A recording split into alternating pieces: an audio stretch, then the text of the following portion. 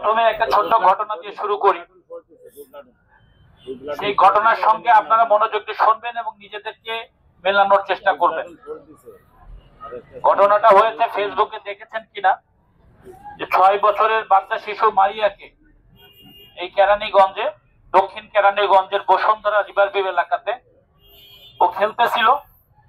খেলার সময় ও বাচ্চা মেয়েটা যখন খেলছিল তখন ওকে একটা স্পিড ড্রিঙ্কস, এই ড্রিঙ্কস এর লোভ দেখায় ডেকে নিয়ে, ওরকম একটা মেয়ে আর কি, ডেকে নিয়ে তাকে একটা স্পিড খাওয়ানো হয়।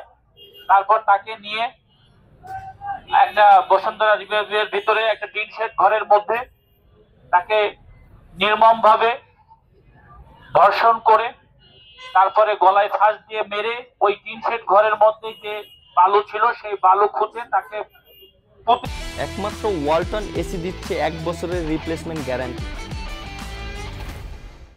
আবার উপরে ইট দিয়ে চাপা দিয়ে রেখেছে। এই তথ্যটা কি দেখেছেন আপনারা? তো যাই হোক, মেয়েটার বাবা একটা রাজমিস্ত্রি আর মেয়েটার মা হচ্ছে একটা বাসা বাড়িতে কাজ করে। মেয়েটা নিখোঁজ হওয়ার পরে আমার দক্ষিণ কেরানীগঞ্জ থানা একটা জিডি করেছিল। সেই জিডি নিয়ে আমি এবং আমার অফিসাররা খুব ব্যস্ত ছিলাম যে এই মেয়েটাকে খুঁজে বের করতে হবে। তন্ন করে সিসি ক্যামেরার ফুটেজ বিশ্লেষণ করে যখন আসামি খুঁজে পেলাম, এক পর্যায়ে আসামি স্বীকার করলো যে মেয়েটাকে ওখানে সে রেপ করে মার্ডার করে বালু চাপা দিছে। তা আমি আসামিটাকে ডেকে নিয়ে আসলাম। আমার খুব রাগ হলো ওর পরে, কিন্তু ওকে তারপরে আমি রাত্রেবেলা জিজ্ঞেস করলাম, বাবাজি তুই এই কাজটা করলি, তোর বয়স কত? বললো 16-17 এরকম হবে। তুই কি করিস? ঘুরে বেড়াই স্যার, বিভিন্ন জায়গায় এই করি। তোর বাবা কি করে? কয় স্যার বাবার ঠিক নাই, বাবা 3টা বিয়ে করছে।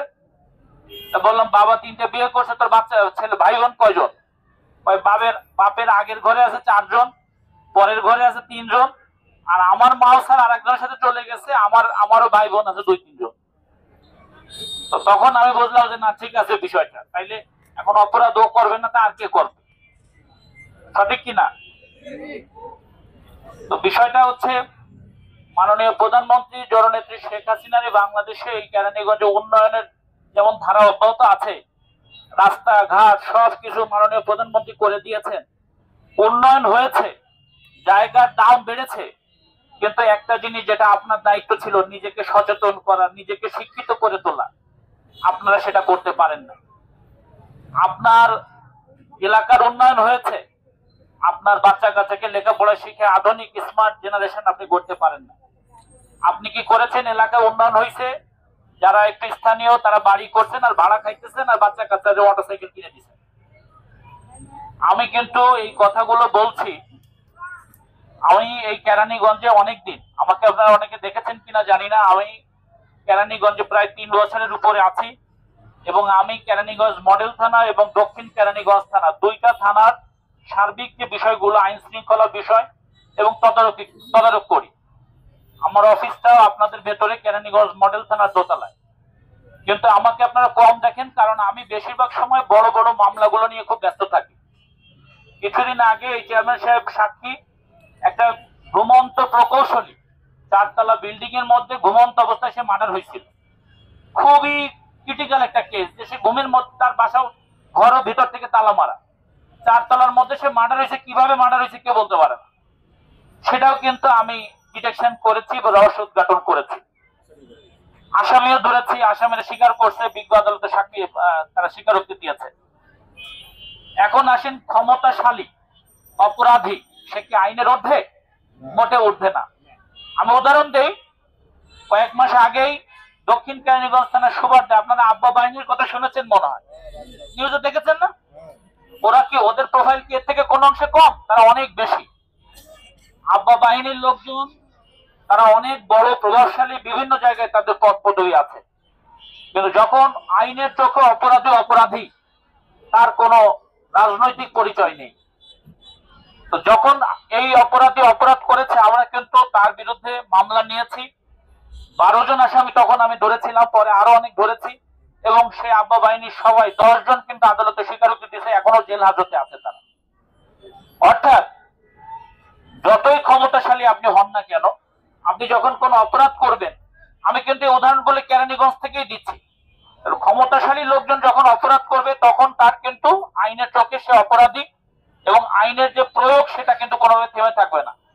বর্তমানে ঢাকা জেলা পুলিশের অভিভাবক, আমাদের police super SP Asaduzzaman sir, তার একটাই কথা যে আইনের প্রয়োগ সবার জন্য সমান হবে, এবং অপরাধী যত বড়ই হোক তার জন্য অন্যদের ক্ষেত্রে আমরা যে ব্যবস্থা নেব এক্ষেত্রে সেই ব্যবস্থা নেব। এবং সে আবু বাহিনী অনেক বড় প্রভাবশালী, কিন্তু তাদের প্রত্যেককে ধরে ধরে আমরা কিন্তু আইনের আওতায় নিয়ে আসছি। এখন আমরা বিনিময় প্রত্যাশা কি করি? আমরা আম জনতা, আমার সামনে আপনারা যারা খেটে খাওয়া মানুষ আমার কথা শুনছেন, আপনাদের কাছে আমি একটা জিনিসের প্রত্যাশা করি, সেটা হচ্ছে আইনের প্রতি শ্রদ্ধা আর আমাদের উপর আস্থা, যে না আমাদের পুলিশ, আমাদের ভাইরা আছে, আমাদের পুলিশ ভাইরা এটা ব্যবস্থা নেবে।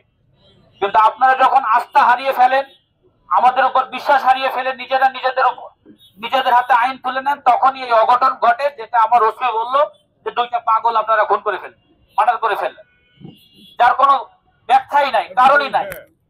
এখন এটারও কারণ আছে। ওই যে আপনাকে আমি আগে বললাম যে উন্নয়নের জোয়ারে জমির দাম বেড়ে গেছে, বাড়ি করেছেন সরকার, নতুন রাস্তাঘাট, ইন্টারনেটের গতি অনেক বেড়ে গেছে, আপনার সন্তান কিন্তু সেইভাবে আগাইতে পারে নাই, আপনি আগাইতে পারেন নাই। দেশ উন্নয়নের জোয়ারে আছে, আপনি পিছায় গেছেন। কারণটা কি? আপনার ভিতরে শিক্ষা নাই, সন্তান মোবাইল নিয়ে কি করতেছে সেটা দেখতে পাচ্ছেন না। আমি যখন অবিবাহিত ছিলাম, তারপরে তো বিয়ে করলাম, বিয়ে করার পর সংসার করলাম। আমার যখন বিয়ে করার মতো হয় তখন মনে করছিলাম যে বিয়ে করা খুব কঠিন, পরে দেখলাম যে না, বিয়ে করা সোজা, সংসার করা কঠিন। বউ নিয়ে যখন সংসার করা শুরু করছে, যে বিয়ে করা সংসার করা কঠিন। এরপরে আমার একটা বাচ্চা হলো, মনে করলাম যে বাচ্চাটা হওয়া মনে খুব কঠিন হবে, দেখলাম যে না, বাচ্চা পয়দা করা সহজ, পালা কঠিন। আমরা কি করতেছি? আমরা সমানে বাচ্চা জন্ম দিচ্ছি। আরে বাচ্চা জন্ম দেওয়ার আগে কিভাবে তাকে সুস্থ মানুষ করবেন সেটা হিসাব করেন। এইটা যখন করবেন, এই যে আমার সামনে যে ছেলেগুলো বসে আছে, চেহারা ওই যে চুলের স্টাইল দেখলে বোঝা যাচ্ছে।